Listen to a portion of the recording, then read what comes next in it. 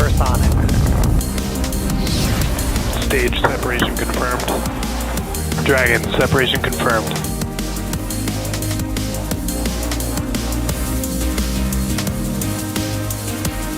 Stage 1 is transonic. Landing legs have deployed. And Falcon 9 has landed. Hello everyone, it's Wednesday, January 18th, and on your screen is a live view of Falcon 9 as it awaits its 7:24 a.m. Eastern Time launch from Cape Canaveral Space Force Station in Florida. My name is Kate Tice, and I'm a Quality Systems Engineering Manager here at SpaceX. Welcome to our webcast coverage for the GPS-3 Space Vehicle 6 mission for the United States Space Force. Today's launch will mark SpaceX's 203rd overall launch and 196th Falcon 9 mission to date. GPS, originally developed by the U.S. Air Force and formerly known as the Global Positioning System, is a constellation of orbiting satellites that provide precise position, navigation, and timing data to military and civilian users globally. The U.S. Space Force continues to provide this free service to more than 4 billion users worldwide. For many of today's viewers, GPS services aren't new. If you're like me and have ever used your phone's mapping service or retrieved coordinates for a location from a pin drop, then you've received information from a satellite within this system. Collectively, within the system's already operational satellites, the payload today will further the U.S. Space Force's ability to provide mission-critical global access, persistence, and awareness for our national security. And with that, let's take a closer look at that rocket there on your screen. Falcon 9 is a two-stage liquid-fueled launch vehicle and currently in position at Space Launch Complex 40. The booster supporting today's mission is flying for only the second time, previously having supported the Crew 5 mission last October, just a couple months ago. Now, if you're new to our webcasts or unfamiliar with Falcon 9, the bottom two-thirds of the vehicle is what we call the first stage. You can actually kind of see the soot markings from that previous flight that I mentioned. A little bit difficult to see through the liquid oxygen gas that's kind of venting from the vehicle at the moment. But the first stage's primary role, with the help of its 9 Merlin engines, is to accelerate the vehicle all the way to the edge of space, where it will then separate from the second stage, which carries the payload. Following stage separation, the first stage will make its way back to Earth, where we will attempt to recover it on our drone ship, which you see there. That's a shortfall of gravitas, currently located in the Atlantic Ocean. Now, if you turn your attention back to the section above stage 1 and that black carbon fiber inner stage, you'll see Falcon 9's second stage. About 2.5 minutes into flight, the first and second stages will separate, and the second stage will ignite its single MVAC or Merlin vacuum engine to carry the GPS-3 6 satellite into a medium Earth orbit, or MEO. Finally, above the second stage, placed at the very top of the vehicle there, as you see, that's the nose cone structure for the payload fairing. Currently, the GPS-3 6 payload is safely enclosed in the fairing. The two fairing halves encapsulate that satellite to protect it from aerodynamic heating, loads, and contamination during ascent. Once the fairing reaches the vacuum of space, Engine chill has started. We just heard the call out that engine chill for first stage has now begun. So we'll jettison those fairing halves as the second stage continues on its journey to orbit. We will attempt to recover both fairing halves using our recovery vessel, Doug.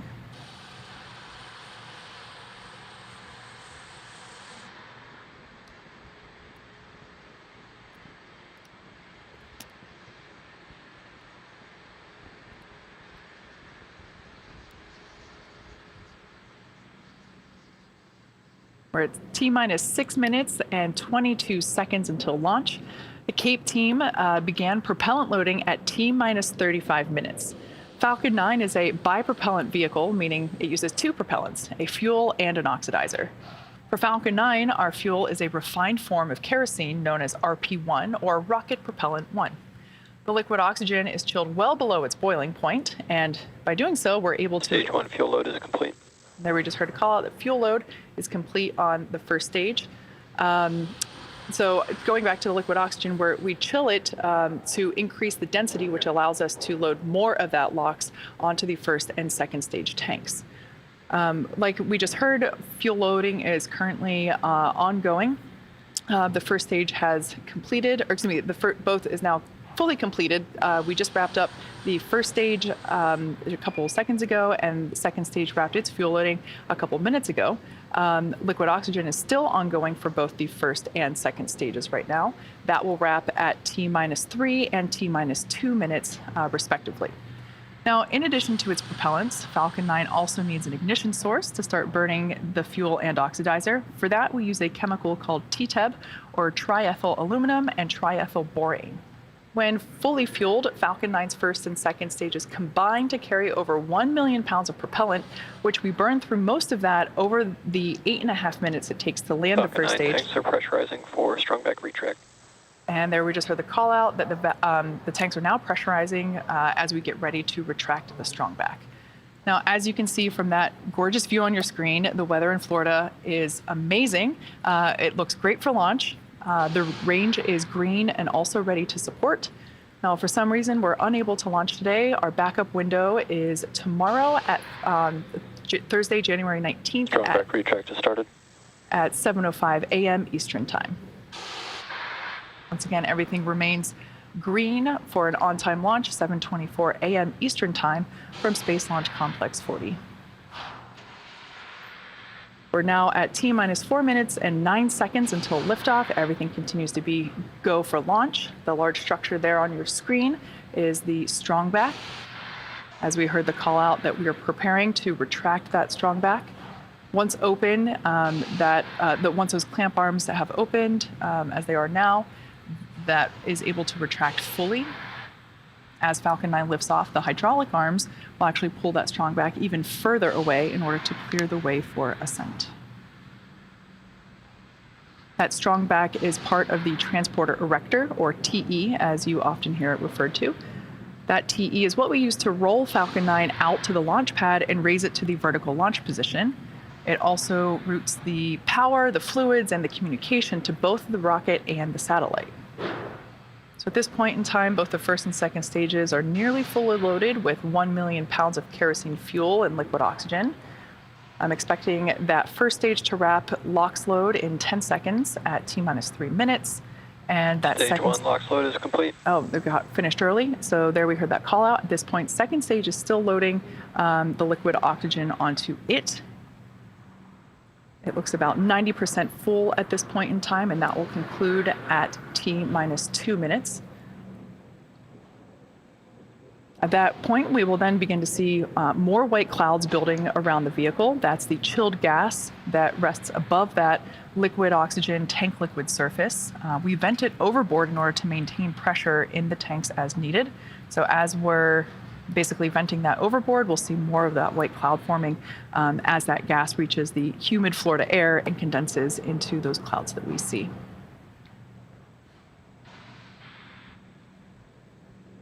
At T-60 seconds, Falcon 9 will be in startup. And then just inside of T-2 seconds, we'll light the Merlin M1D engines for liftoff. GPS 3.6 continues to be healthy. Falcon 9 team tracking no issues on the rocket. Weather still looking great. Expecting second stage LOX load to complete here just momentarily. Stage 2 LOX load is complete. And there we heard that call out. So at this point in time, Falcon 9 is now fully loaded with just over 1 million pounds of liquid oxygen and RP1. Start to see those white clouds forming as we vent the gaseous liquid oxygen there overboard. Beautiful day at Ground Space. gas close up. Beautiful day at the Space Coast for a rocket launch.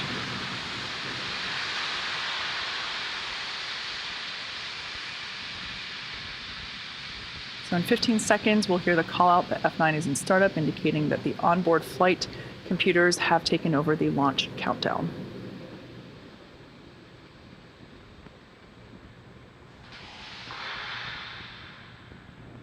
Falcon 9 is in startup. All right, there's that call out. At this point in time, both first and second stages will begin to pressurize for launch. This is the mission director. Go for launch.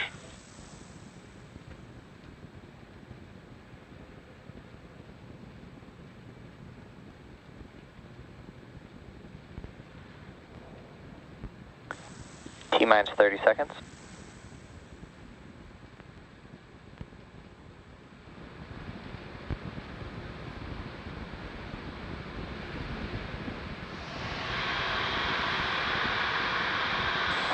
Seconds.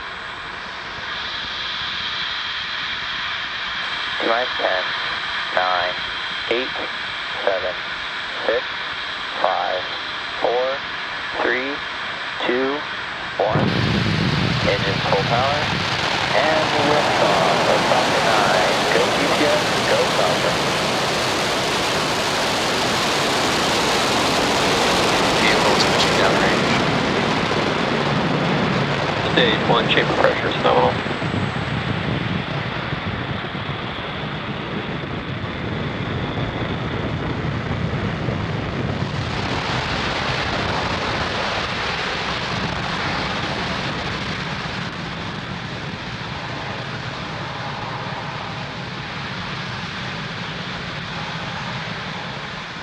As you can see, Falcon 9 has successfully lifted off from Pad 40 at Cape Canaveral Space Force Station, carrying the GPS-3 Space Vehicle 6 payload.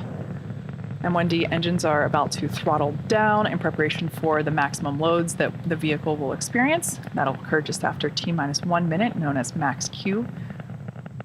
During ascent, those M1D engines will actually swivel and help steer Falcon 9, a maneuver known as gimbaling. Vehicle is supersonic. Approaching max Q now.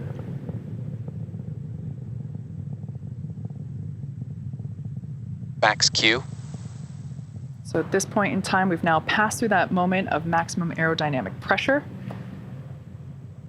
As I was saying, the M1D engines will gimbal, or basically maneuver a little bit by a couple of degrees, so that the rocket autonomously tilts those engines just a little bit, a few degrees, and that gimbaling allows the vehicle to perform a gravity turn, which is when we go vertical engine chill has started. as well as horizontal. So we heard the call out, MVAC chill has begun. That is the second stage preparing that MVAC engine for ignition.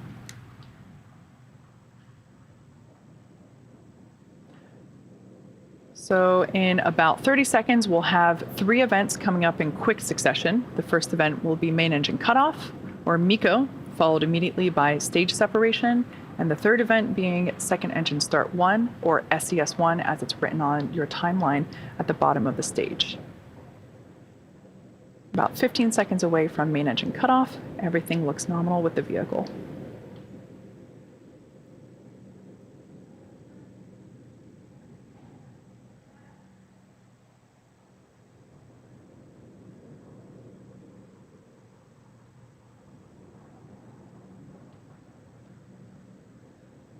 MECO. Stage separation.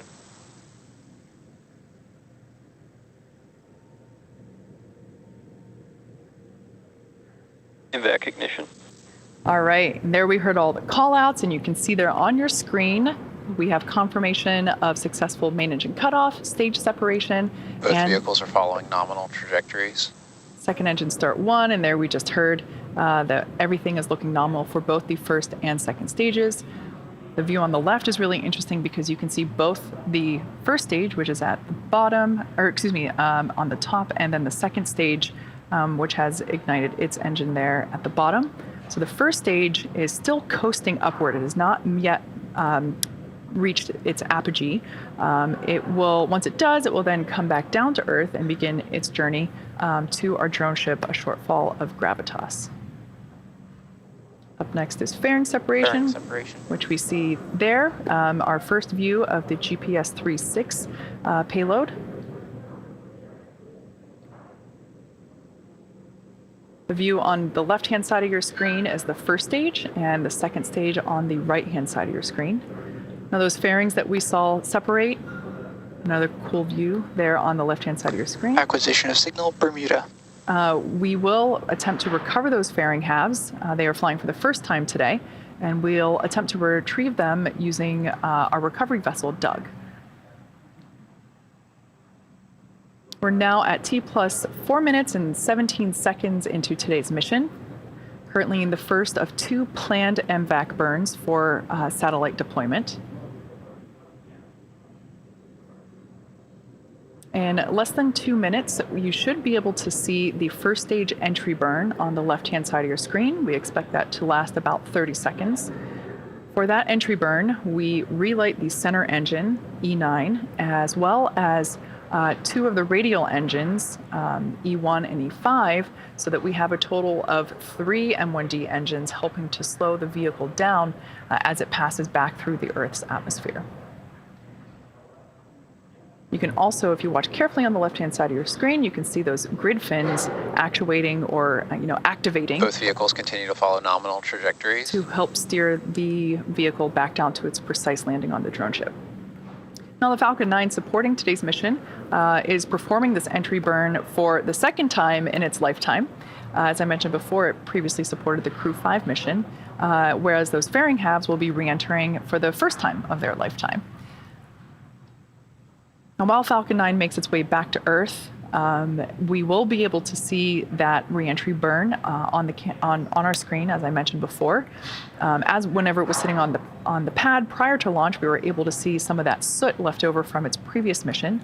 If you've ever wondered how that soot is actually formed, it's generated when the carbon-based rocket-grade kerosene, that RP1, burns, and then since the re-entry occurs with the engines re-entering first, the booster basically flies right through its own plume, which then deposits the soot onto the exterior of the rocket.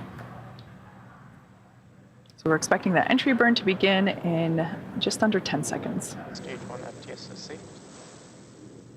Everything looking nominal with the second stage. Stage 1, entry burn startup. All right, we heard the call out, and now we can see it on the screen that that entry burn has begun. This will last for about 30 seconds.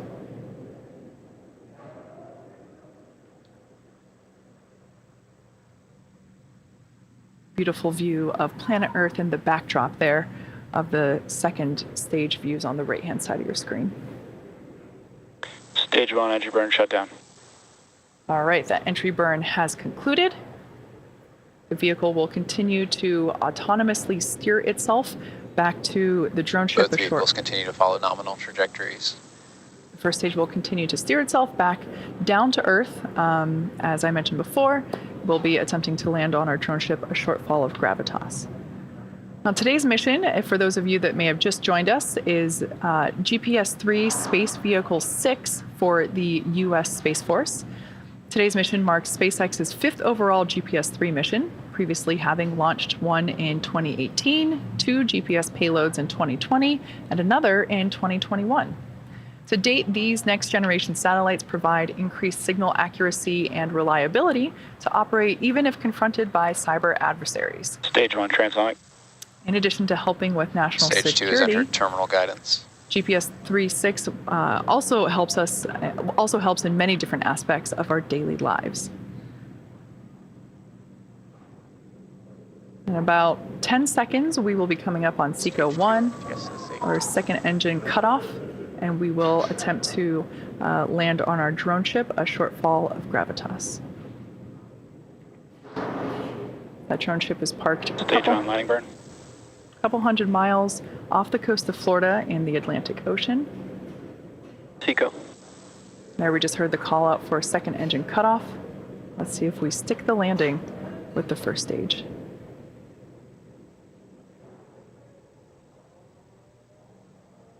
Landing leg deploy.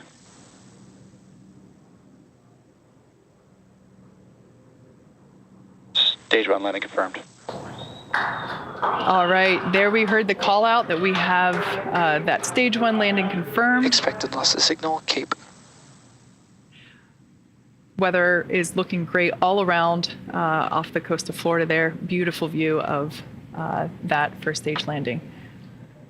Now, the mission isn't over just yet. The second stage is embarking on its first coast phase, which will last about 54 minutes. After the coast, Nominal parking orbit. And there we just heard the call out that we have a good orbit there for its second stage. So after this coast, we will light that MVAC engine for a second time, shortly around the T plus 1 hour and 3 minute And mark. acquisition signal, Newfoundland. We'll have live views of that second MVAC burn. So until then, sit back and enjoy some space jams.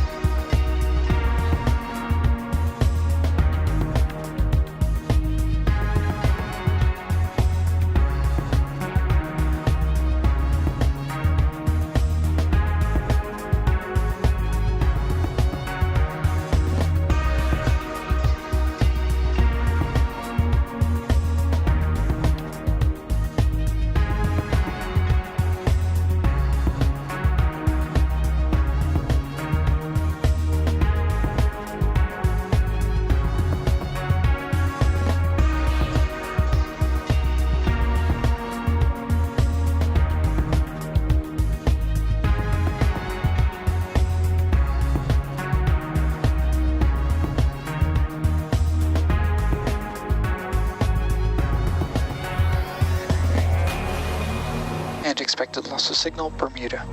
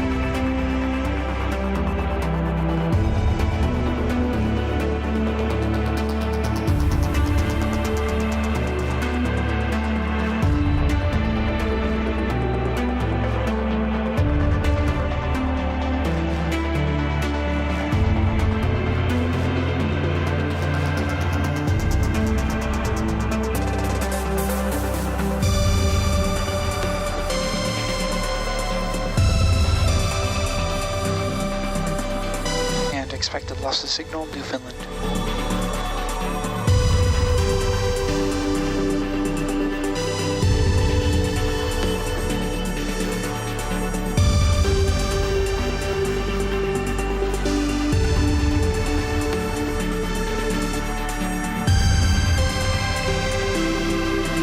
acquisition signal Goonhilly.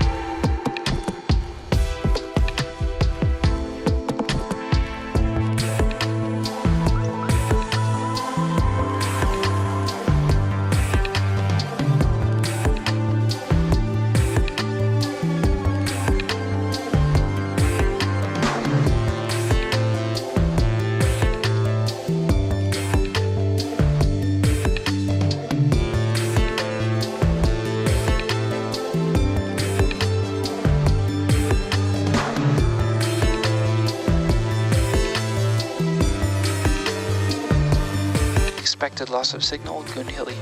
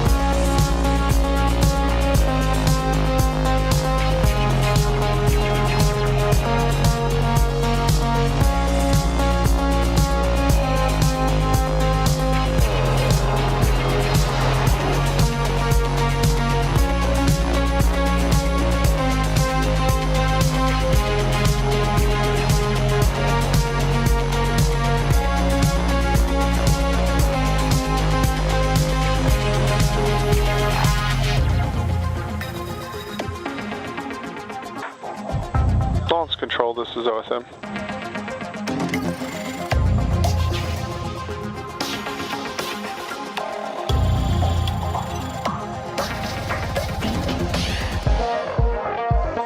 So at this time, Pad 1 is going to do perimeter sweeps with your LT.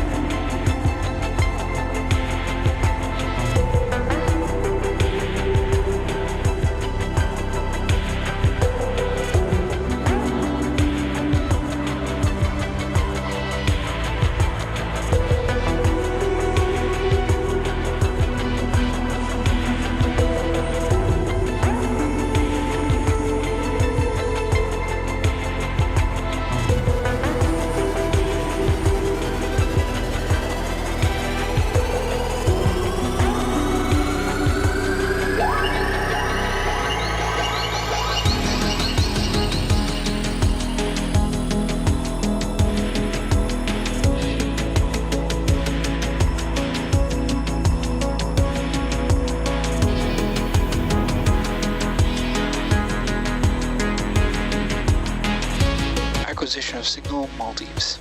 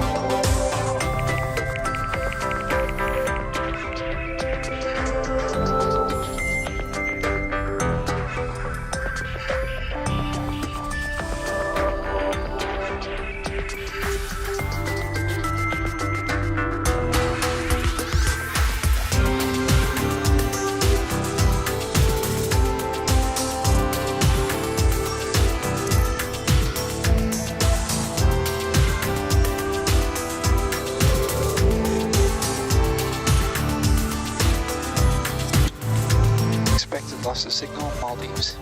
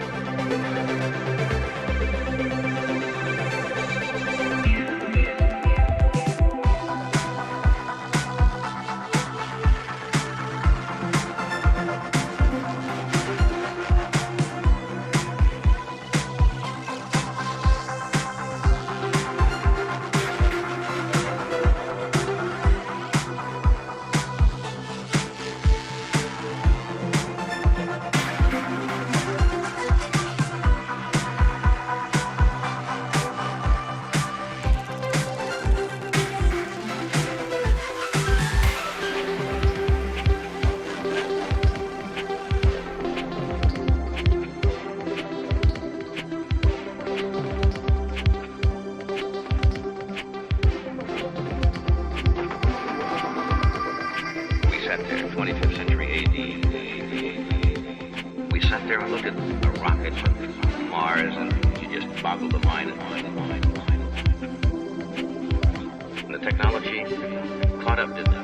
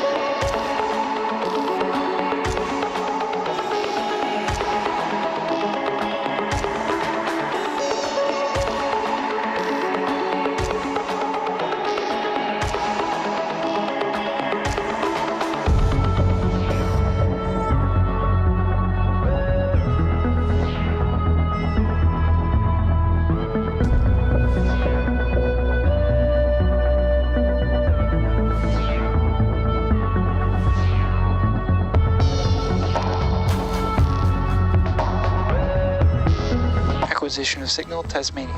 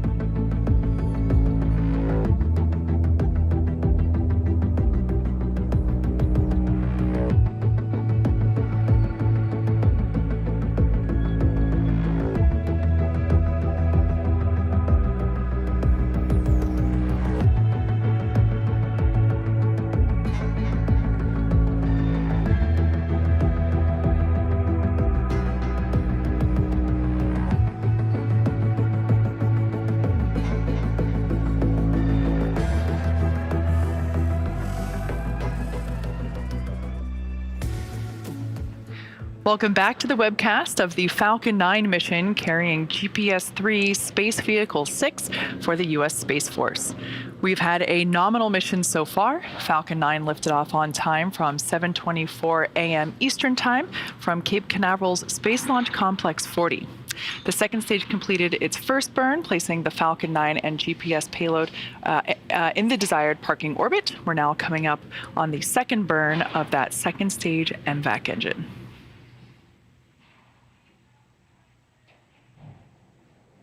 All right, we can see on screen Restart ignition. and heard the call out there that that burn has commenced, and it's planned to last for about 45 seconds. So wrapping up at T plus 1 hour, 4 minutes, and around 17 seconds.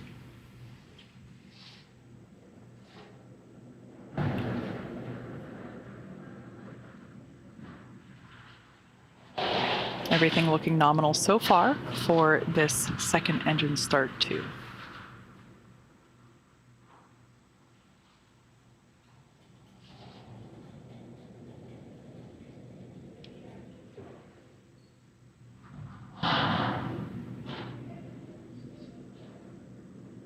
Evac shutdown. All right, and there we heard and saw on screen that second engine second engine cutoff Nominal transfer orbit. occurred, and there we just heard the news that we were waiting for, confirmation of good orbit. So at this point in time, the GPS 3.6 satellite is still attached to that second stage. Payload deployment is scheduled to occur around the T+1 hour and 29-minute mark. So one more coast phase for you, but we'll see you back here in 24 minutes. Stay tuned.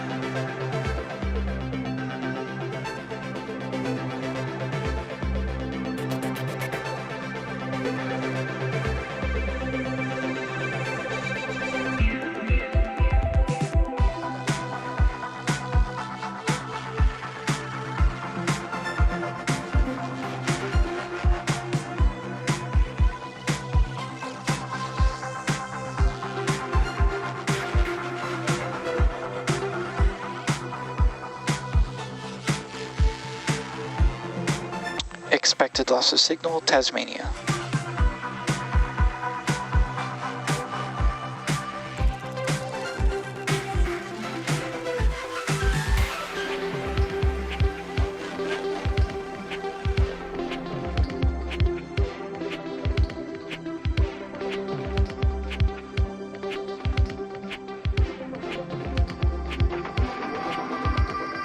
We sat there, 25th century AD.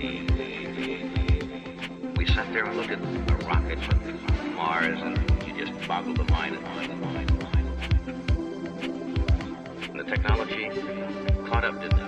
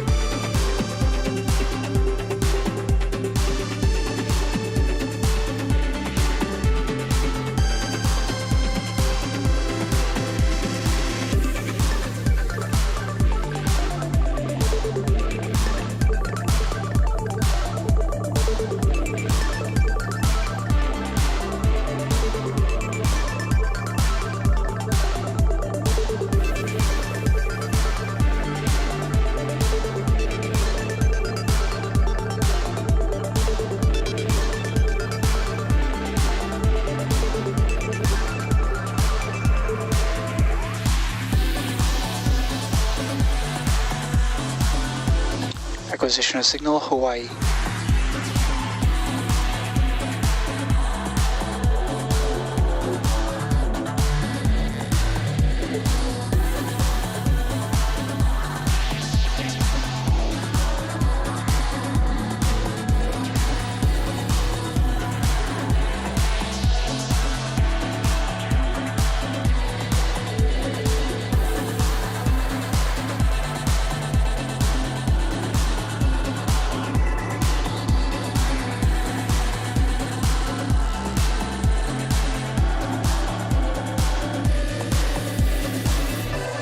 Acquisition of signal, Vandenberg.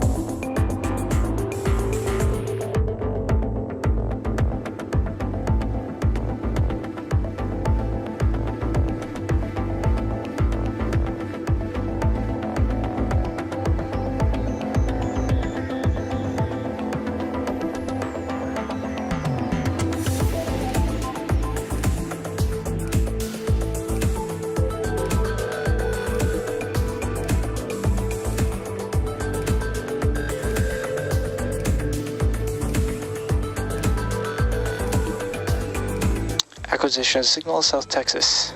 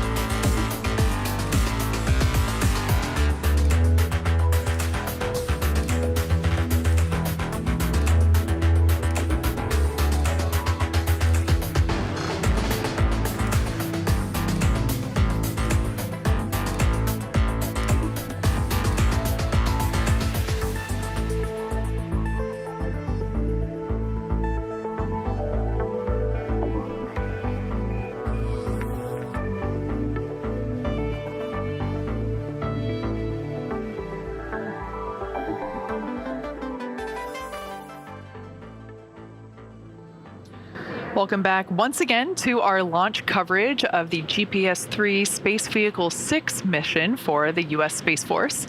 If you're just joining us this morning, we had an on-time launch at 7:24 a.m. Eastern Time, followed by successful ascent, stage separation, first stage landing, and 2 second stage engine burns. We have just one more major milestone coming up, the one everyone's waiting for, which of course is the deployment of the GPS-3-6 satellite from Falcon 9's second stage, which will happen in just a couple seconds from now. Spacecraft separation confirmed. And there we heard the call out, and you can see there on your screen, we have a successful payload deployment.